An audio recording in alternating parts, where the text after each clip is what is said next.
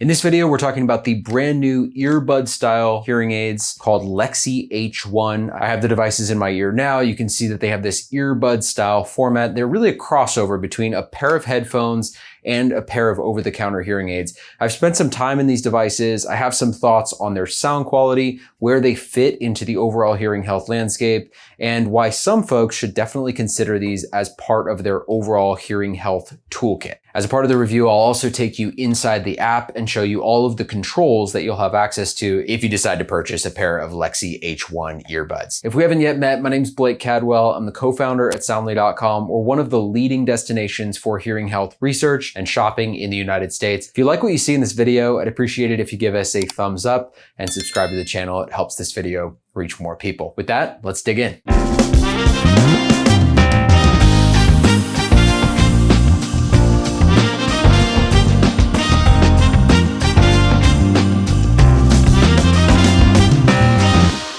All right, so let's dig in with some of the basics and some background on where this product came from. First thing you'll notice is that, as I mentioned, it's an earbud style device. So this is far from an invisible hearing aid. If I put it in my ear, it very much looks like I'm wearing a pair of headphones. And as you might imagine, these devices are Bluetooth enabled. So they do operate as a pair of headphones for both Apple and Android users. We'll talk more about this later, but one of the most interesting things about the Lexie H1 product is it gives folks who use an Android phone a really good alternative to Apple's AirPods Pro 3, which combines earbud and hearing aid functionality in one device. We've talked a lot about Apple AirPods Pro on this channel, but if you're an Android user, you really can't access those features through Apple's AirPods. Lexie H1 unlocks many of the same features and makes that possible for Android users. So yes, this device is compatible for both Android and iPhone users. Now, as you might imagine, these earbuds are also rechargeable. So you simply drop them in this recharge case. It has a little magnet that holds it in place. If you fully recharge the devices, you'll get about 9 hours of wear. So that's a little bit more than what you get with Apple's AirPods Pro. Another thing you might be curious about is the price. These devices are currently $299, so within striking range of Apple's AirPods Pro as well. You can really think of these in many ways as an alternative to Apple's product. There are a few ways that I think this product is even a little bit better, even for Apple users, but for sure, anyone who has an Android phone could consider H1 as an earbud hearing aid crossover product. Now, if you've been researching over-the-counter hearing aids, it's very possible that you've seen the name Lexie before. And that's because Lexie is pretty well known in the OTC space for their product that they created in collaboration with Bose. So the Lexie B2 Plus, powered by Bose, is currently Lexie's flagship product, and it has the Bose name on it and some Bose technology inside.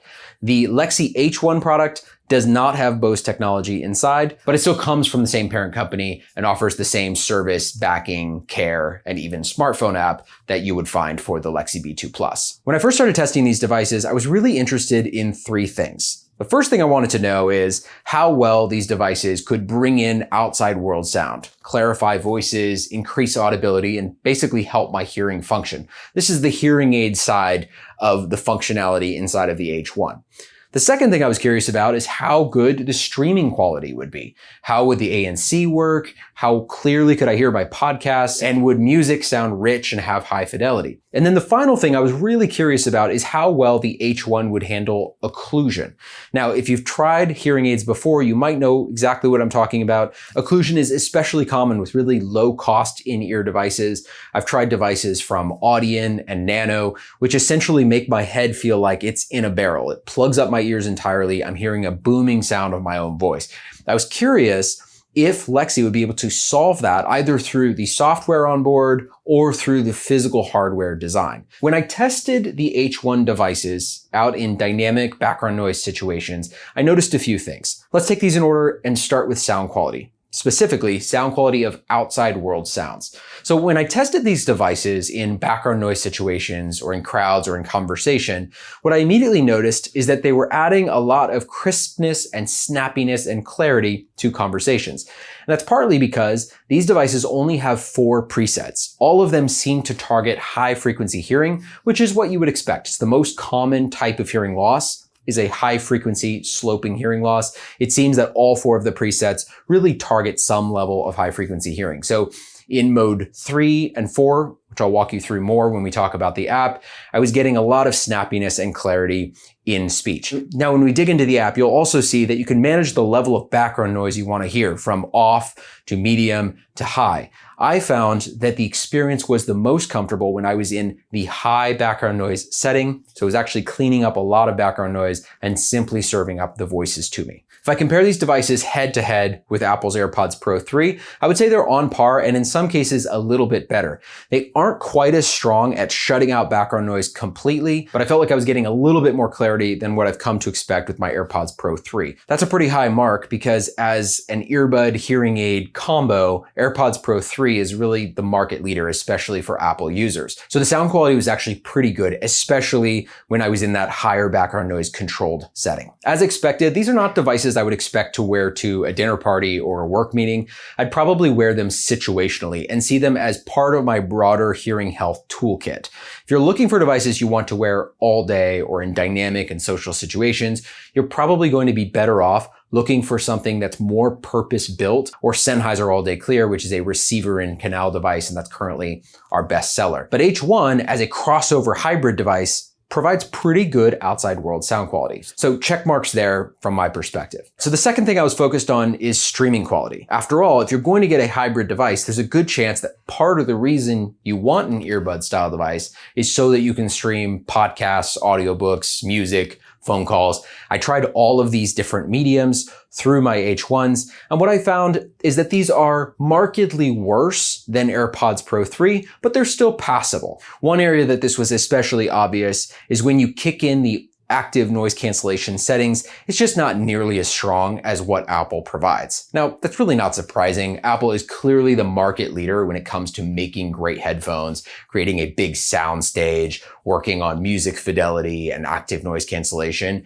And it's clear that Lexie's really focused on creating this hybrid device with strong hearing features and passable headphone features. So I was able to connect these devices easily and use them in phone calls, streaming, music. They sounded great, but they're just not quite at that elite level of streaming that you would expect from Apple AirPods. They will be much better than what you could expect from a receiver and canal device, which has a much more open fit. Now, speaking of fit, this was the last thing I really wanted to understand. I wanted to know if the H1 would be able to manage the fit without creating a lot of occlusion in my ear. And the reason for this is anytime this piece right here gets larger and fills up more of the ear canal, it's very difficult to manage that sense of occlusion or your head feeling like it's in a barrel. Now, this is an area that I was extremely impressed with what Lexie H1 has pulled off. When I put these devices in, they immediately, from a software perspective, are kicking into transparency mode, which makes my voice sound fairly natural, the outside world sound fairly natural, and similar to what Apple has done, they're able to mask or erase a lot of that sense of occlusion just through the software layer. But Lexie's gone a step further, and they've created a whole range of ear tips which have these little holes in them. They're vented ear tips across all sizes. The one that comes as a default, and then I actually put on a smaller one, you can see there's a little vent right there in the ear tip. And that allows natural sound to flow in and out of your ears and decreases that sense of occlusion. So thankfully, as I've been wearing these, I have not had a significant sense of occlusion, which is really fantastic and increases the odds that I'll wear these for hours on end, and definitely that I'll wear them while I'm in conversation or talking with folks socially. So after wearing this product in a number of different settings, trying all of the streaming features, setting it up, customizing the app, which I'll show you in just a moment, where do I think that the Lexie H1 fits in the overall hearing health landscape? Now, the first thing I'll note is that we are going to be carrying this product at Soundly.com. The reason for that is that we have enough users who come to us and say, I use an Android phone. I want a product that I can stream with, but I can also use as hearing aids. What do you have available? And until now, we really haven't had anything. There's a product called Sony CRE E10, which is iPhone only. We talk a lot about AirPods, which are iPhone only, but Lexie H1 really fits in this unique spot in the market for anybody who has an Android phone and wants to be able to stream, but also get hearing aid functionality. And also do it at a really affordable price, so under $300. The way I think about Lexie H1 is a lot like how I think about AirPods. This is not a device that I would expect to wear 12 hours a day. It's not a device that I'd expect to wear in high-stakes social situations or in business meetings. I would have to tell someone that I'm listening to them and I'm not streaming something through my phone. But it is a device that I would purchase and wear as a part of my overall hearing health toolkit. So while I'm traveling or while I'm commuting to and from work, if I want to be streaming a podcast, maybe toggle into listening mode, talk to someone, and then continue on my way. This is a hybrid listening device type tool, and it comes at a really affordable price. So for many folks, I would expect that this product might sit alongside a purpose-built hearing aid, whether that's Sennheiser or Sony, or even an RX hearing aid that you've gotten at a local clinic. Now with H1, as with any other hearing aid on the market, if you have questions about whether this is a good fit for you, head over to soundly.com. We have a free hearing test, which will help you understand your level of hearing loss and whether this might provide benefit to you. H1 is best for folks with mild to moderate hearing loss. You can also just chat with our team about the various products that are available on the market. We'll help you compare which ones might be a good fit for your particular situation. All right, with that, let's dig into the smartphone app and I'll show you exactly how these devices are operated and customized using your smartphone. All right, let's talk about the Lexie H1 app. I'll talk you through some of the core functionality that you'll have access to here inside the app. So I have the devices in my ears, and when I open up the app after connecting through the Bluetooth settings, there are a few things to call out. So the first one is that the program can be changed right here at the top from program 1, 2, 3, and 4. They're just 4 presets, so no tests on board these devices. I've found that program 3 and 4 are really useful for me, and they seem to amplify high frequencies and clarity, but you can play around with all of the different programs available. You also see that your battery level is tracked at the top, which will tell you where you're at in terms of your total battery usage for that particular session. The next section down is volume, which is pretty straightforward. You can simply drag the volume up or down, which will change the outside world volume. So the volume of the things you're hearing in the outside world.